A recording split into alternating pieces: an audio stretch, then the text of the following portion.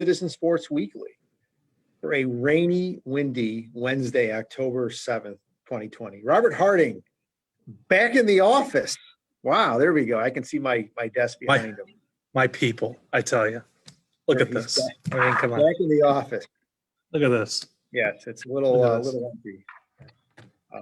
Justin Ritzel's in the basement. I'm in the conference room here at the Citizen. Robert and I are actually within I don't want to say spitting distance because that's not really appropriate, but we're close. Let's just put it that way. So, all right, we're going to basically close enough to hear my insults. That's all. That's all that matters. Yeah, and the scanner as well. So be prepared for that. All right, so we're going to pick 4 NFL games, and we're going to look back at Week 4 and a little bit of look ahead to Week 5. So let's get right to the picks. First game. These are Justin's picks, by the way. The Battle of Pennsylvania. A very keystone game here, eh? The Eagles at the Steelers. Steelers are 7-point favorites. The Eagles have struggled, although they had a good win last week on Sunday night against the Niners. The Steelers, I mean, they've been, they've taken advantage of their games too. I believe they played the Giants last week, had a decent win there. So Steelers -7. I think the Eagles are in disarray. I think the Steelers are, they're not the best team in the league, but they're not the worst either by any means. I like the Steelers to cover -7. I think they're going to win by 10 points.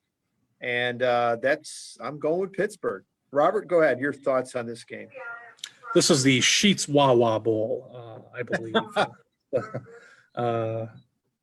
Shout out to both of the convenience store chains. Love you both. This is the Eagles. It's tough to figure out what's going on with this team. Carson Wentz, I think, is a good starting point. He hasn't played that well, and that's certainly a root of their problems. I know that they've had some injuries too, but to be. I think that they've kind of underperformed in the last couple seasons, and you have to start with the quarterback position. The Steelers, they're steady, and I'm going to take them to cover in this game, to win and cover, because the defense is outstanding. Big Ben, isn't what he used to be, but he's good enough, and I think that they'll win this game pretty easily. Justin?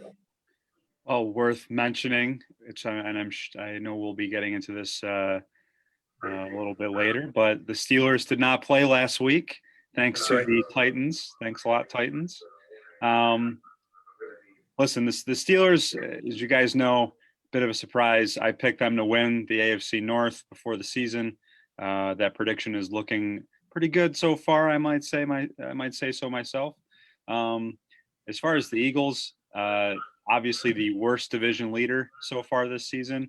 I was frustrated watching them Sunday night against the 49ers, and obviously I'm not an Eagles fan. I am a Miles Sanders fantasy owner, so that was frustrating. But I'll tell you what, it is maddening, and I say this as, like I said, an impartial observer, knowing that the 49ers have a very fast horizontal defense. Watching the Eagles try all these like stupid gadget plays, and they got Jalen Hurts coming in there playing, wildcat quarterback for a couple plays, and he fumbles once, and then Wentz is just he doesn't look right. I'm wondering what Doug Peterson, the genius who defeated Bill Belichick in the Super Bowl a few years ago, I'm wondering what the hell he's doing half the time. The Eagles are just a very frustrating team right now. I think Wentz plays into that. Peterson's been a big part. Their wide receivers are abysmal right now, and they're not healthy. They're just a very frustrating team. So I have a hard time picking them over a team that I do have belief in, which is the Steelers. So I think, like you guys, I'll pick the Steelers to cover. All right, our next game, the Indianapolis Colts, 1.5-point favorites on the road at Cleveland. That's a surprise. I'm going with the Browns. I'm sorry. I think they're playing pretty darn good. Had a great win last week, and I'm going with Cleveland. I think don't overthink this. This is pretty easy to me. So, Justin, you go ahead on this one. Your thoughts? You know what's strange is that because Peyton Manning was there and because Andrew Luck was there, the Colts have so often been associated with these high-flying offenses and, frankly, terrible defenses. That's one of the reasons, aside from his own play in the playoffs, that Peyton Manning doesn't have more Super Bowls, is because the Colts defense always kind of fell short in the playoffs. So it's just a really weird place to be in when the Colts have one of the best defenses in football. Truly, only in 2020 is such a thing possible. Meanwhile, the Browns, who after a week or two, after week two, we were kind of burying them as being another disappointing season, and yet here they are, 3-1, I believe. Uh, Odell Beckham is back on track. It seems Chris's boy Jarvis Landry is throwing touchdown passes. He might be the Browns' best quarterback at this point, the way Baker Mayfield's playing. But listen, that was an impressive victory over Dallas last week, putting up the points in the fashion they did, and continuing to roll along, even though their starting running back Nick Chubb is going to be out for a few weeks here with a knee injury. So. Really, I think these teams are kind of even. So because of that, I will take the Browns in the points. Interesting picks. Look, I get that everyone, has a tingle up their leg about the Browns after what they did to the Cowboys, but the Auburn Maroons JV team could light up the Cowboys defense the way that those jokers are playing right now. Robert, that sounds a lot like a slight towards the Auburn JV team, and I don't think the coaching appreciate that. Look, it's not a slight; it's a slight against the Cowboys. I'm saying that the JV team could light them up at this point. The Cowboys' defense is terrible. The Browns look like they could. Nothing went wrong for them in that game, even though Dak did try to close the gap, and the Browns' defense almost choked it away. But, it's going to be a different story against the Colts. And I think the Colts defense will be the difference in this game. I'm taking them in this one. I think, that defense has been playing pretty well. And, Phil Rivers, the old guy, still has a little bit in the tank. And, this team seems to be playing, they're doing enough to win games. And I think they'll do enough to win this one. Speaking as a former member of an Auburn High JV football team, I do take a little offense to that remark, but I digress. What position? Nose tackle? Defensive end. So, all right. Next game, Minnesota Vikings at the Seattle Seahawks. Seahawks favored by 7. I got to see the Seahawks firsthand last week as they beat my Dolphins, and they look pretty darn good, especially on defense in the red zone. The Vikings, this is a team that's been mediocre to say the least. Russell Wilson actually had an average game last week, only threw 2 touchdown passes after he came in with, 14 in the first 3 games.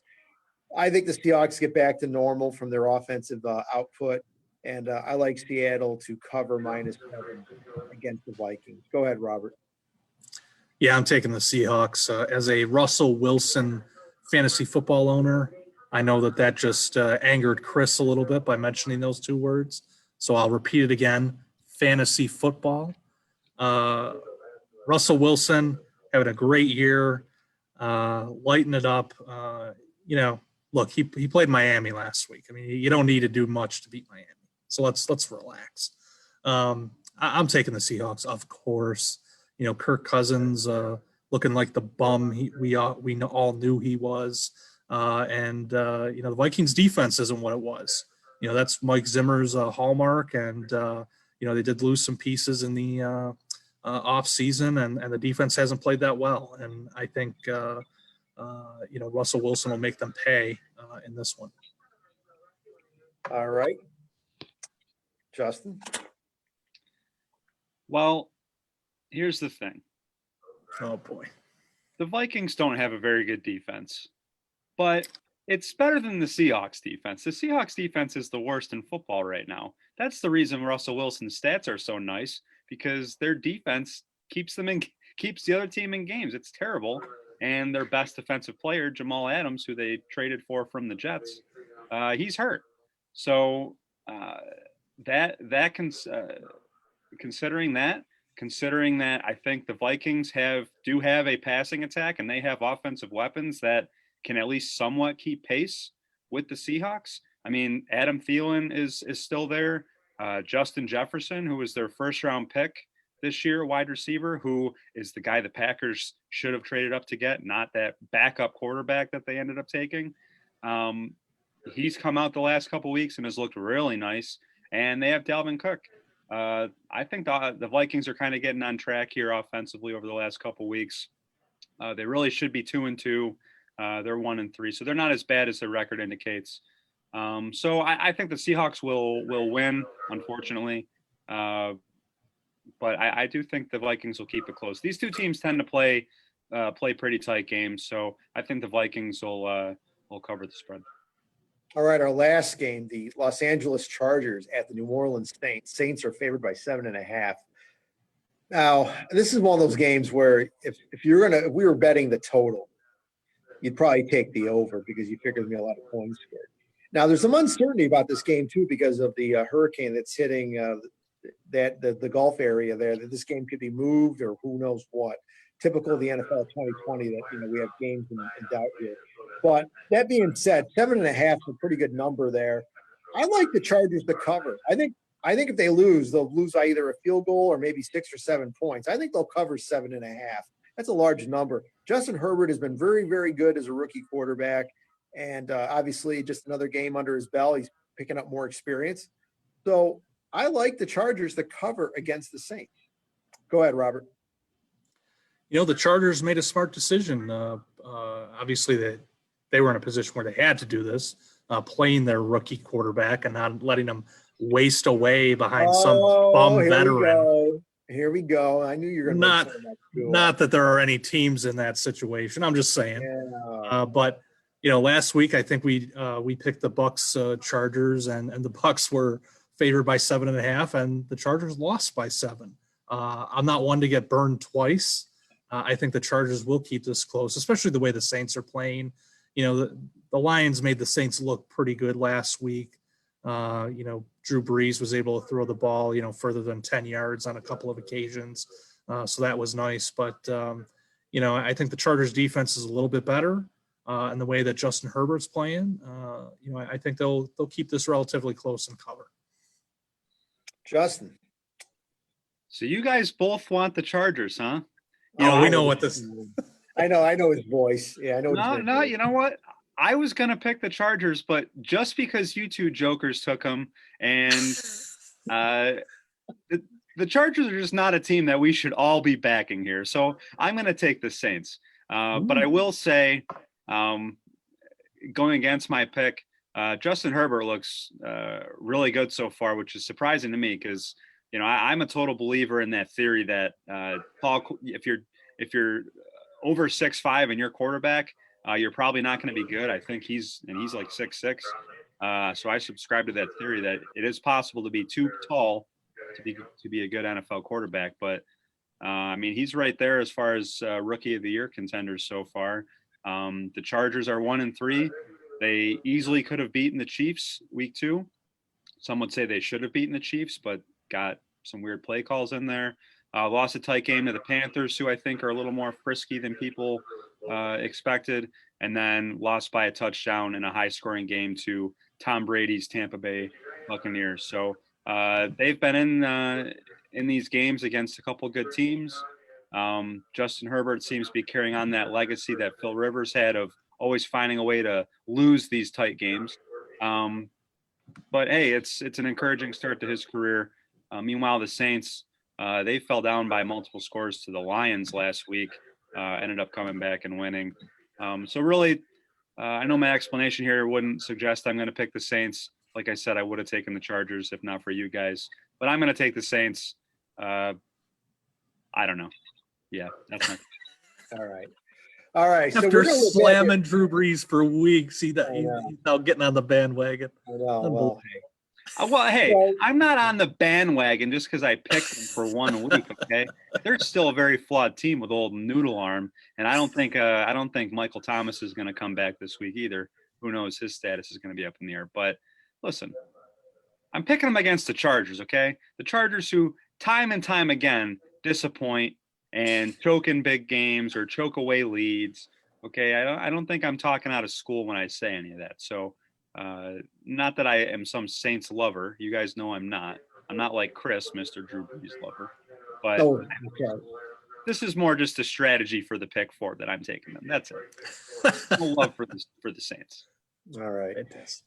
So we're going to look back at week 4 a little bit. And I think the big story, and Robert alluded to this earlier, but Bill O'Brien being fired as the coach, the general manager, the chief play caller, the master of all trades. I'm sorry, what's that?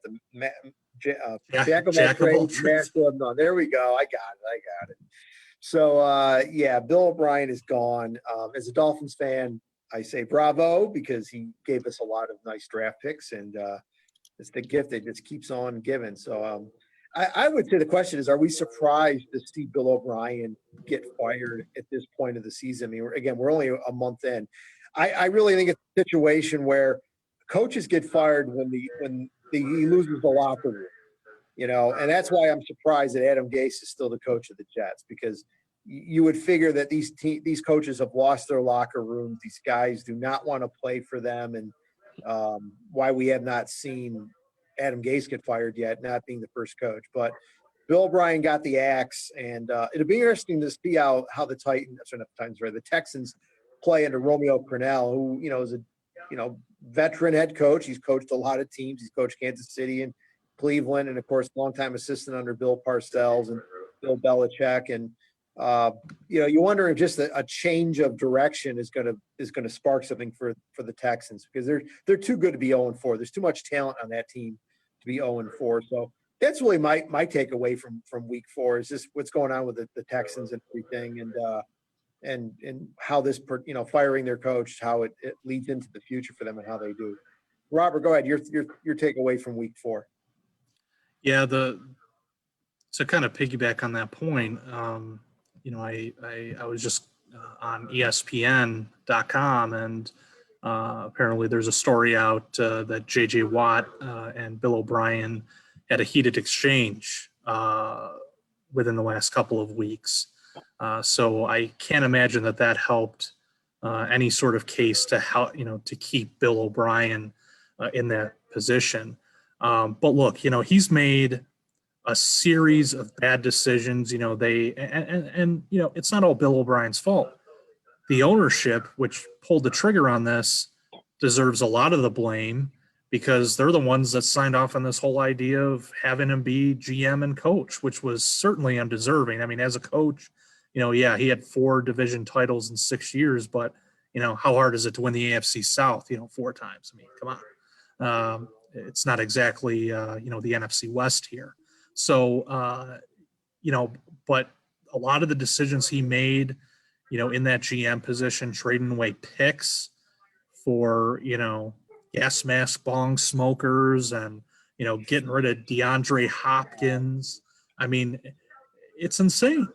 I don't know what he thought, he was doing by trading that precious capital away for guys who, maybe they're good enough to produce now, but, in Tunzel's case, he's okay, not great, has some injury problems. Trading away Hopkins, though, was crazy. One of the top receivers, and I think that just came down to money. He felt that, the money, the contract to come was going to be an issue, but, he kind of blew up this team, and then they get off to the start that they did. And it was clear that he lost the team. He lost the locker room. So, that was certainly a negative. But I also wanted to mention here, speaking of Texas teams, the Cowboys, Ritz's Super Bowl pick. I don't know what's up with this team. They came in. Dak looks pretty good for the most part. But, that defense is playing terrible. And I think that they're, kind of certainly underperformed what a lot of people thought they could play to this year. But that's been one surprise. But that loss against the Browns, they were able to put it together late, but ran out of time. But that defense is going to hurt them, even against the NFC least. They're going to have problems stopping the run. Staying in games when they're giving up that many points and giving up that many yards.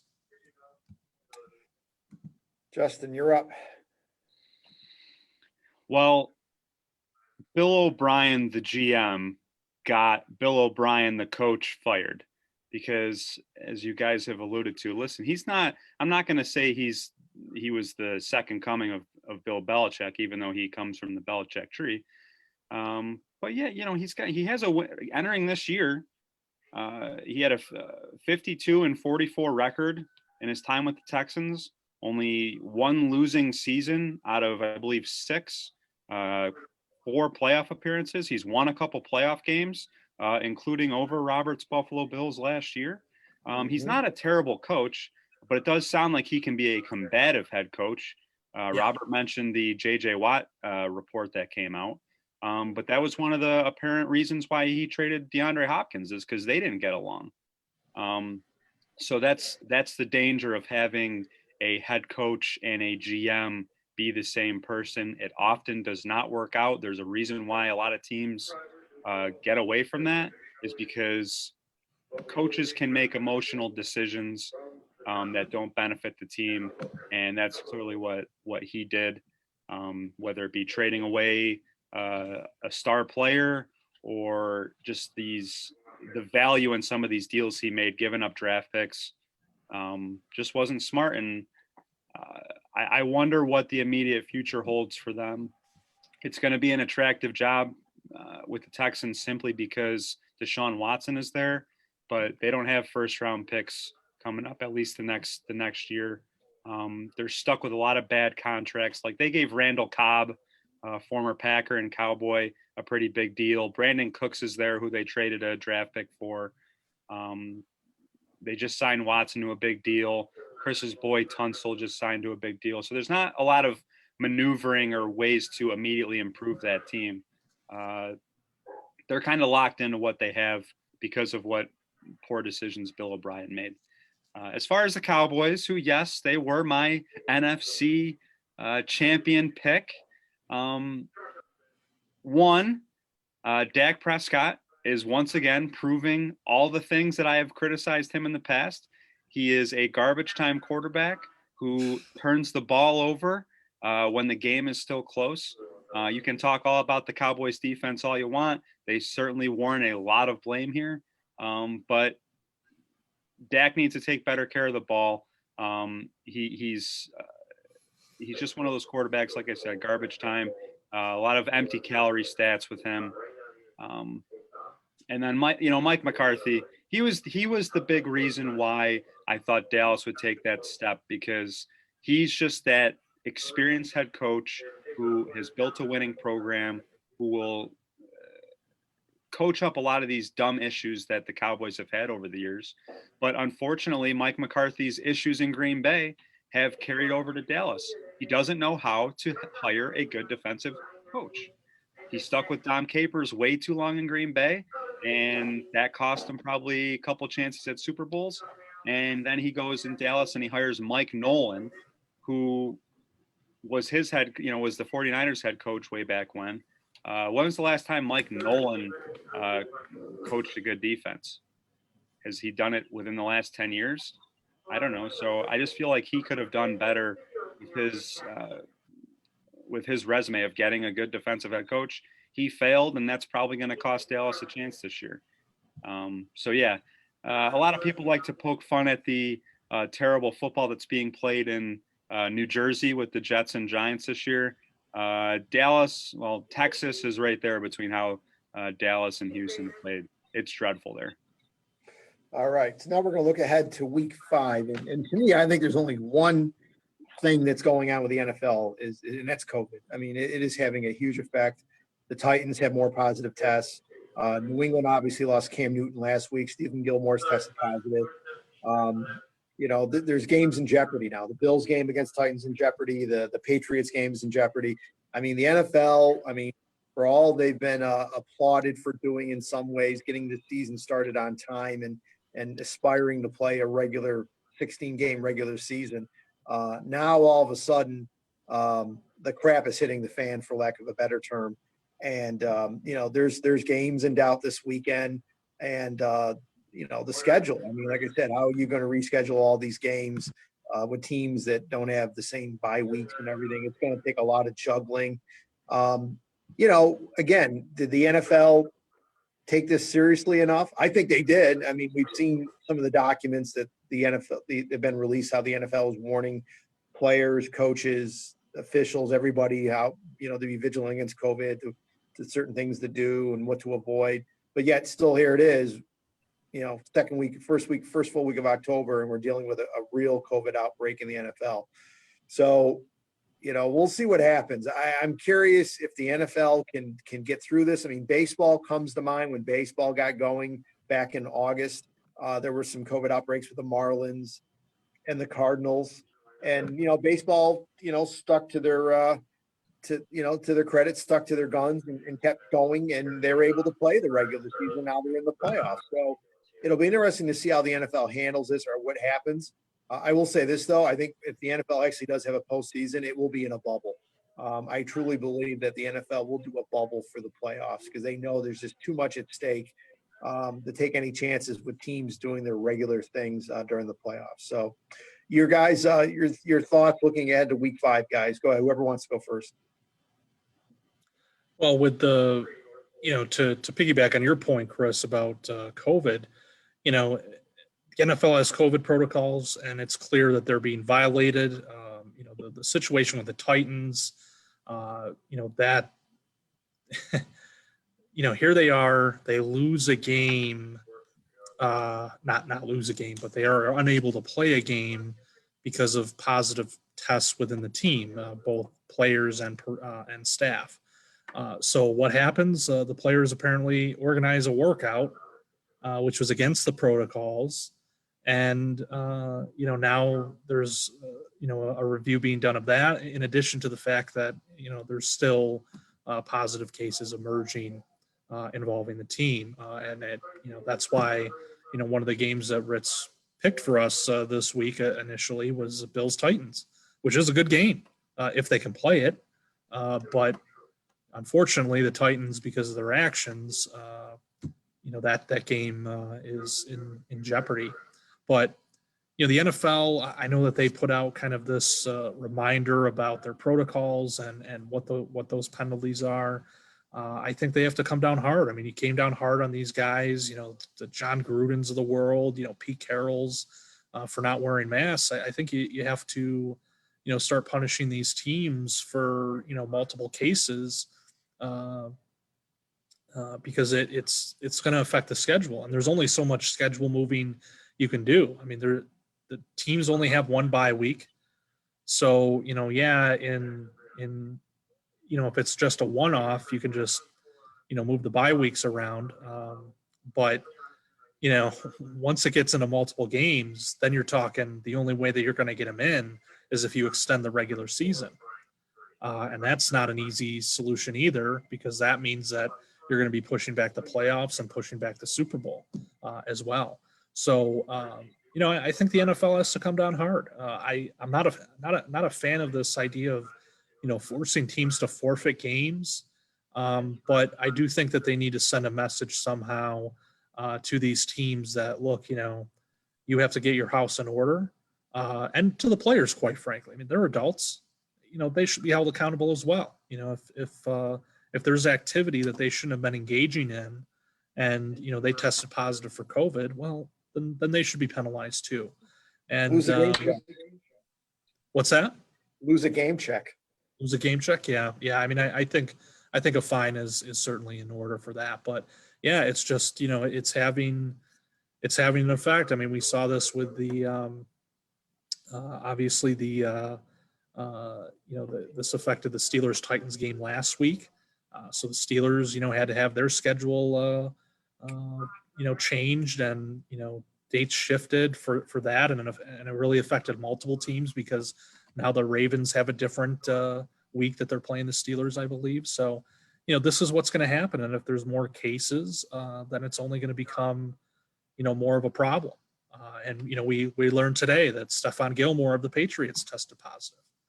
So it's something that you look at even MLB. They have obviously a little bit of a different schedule, 60 games, and they play every day. And yeah, they had some issues that we talked about on this video, but by and large, they did pretty well, especially in the last month of the season. Once they had everybody going in the same direction and the rules were concrete and they knew what the rules were, everything seemed to be better from there on out. I think the NFL needs to do something similar. You travel, you have to stay in the hotel.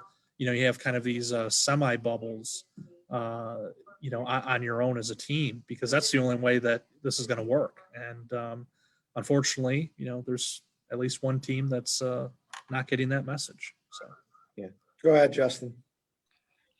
Well, I think in theory, and we've learned this not only from the NFL now, but with MLB, with the couple outbreaks that they had, is that these protocols do work. That you don't need 100% to be in a bubble if you follow the protocols. But every outbreak that we've had so far, whether it be the Marlins or the Cardinals or now the Titans, and we've had a positive test with the Raiders today as well.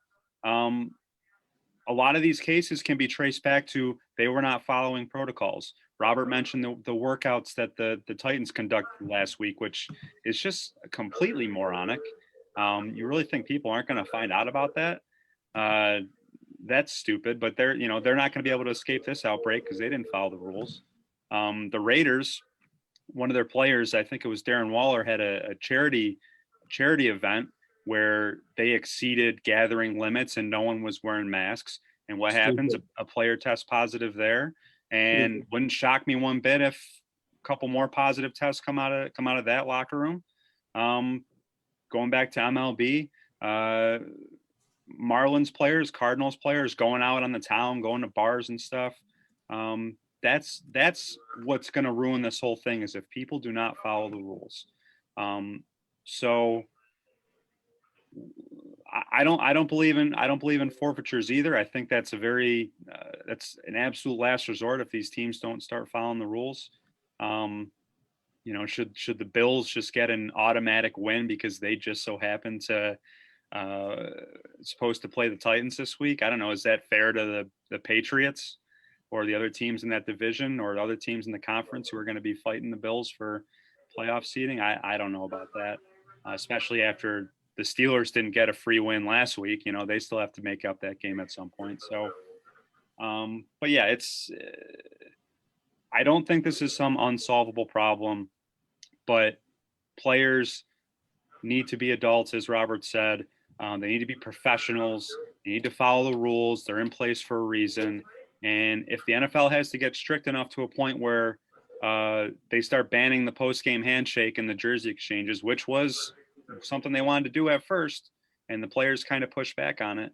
If that's what they got to do to get this season in, then do it. But it starts with the players and the coaches being accountable, being professionals, following the rules. And if they do that, I'm very confident that we'll get a strong semblance of a normal season in 16 games along with the postseason.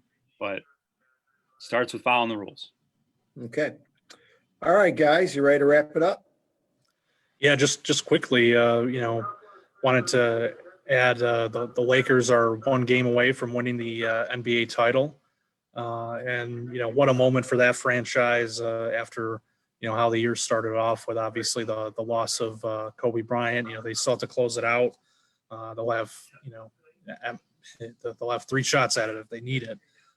Game 5 is Friday, but I think with the loss of Kobe and this moment, it'll certainly be a good one. Even though the obviously they're playing in Orlando right now due to COVID, but an NBA title is an NBA title, and it'll be a great moment for the Lakers after what transpired 8 months ago. So yeah, good for them. Yeah, absolutely. All right, folks. Well, we appreciate everybody joining us this week, and enjoy the games, and we'll see you next week.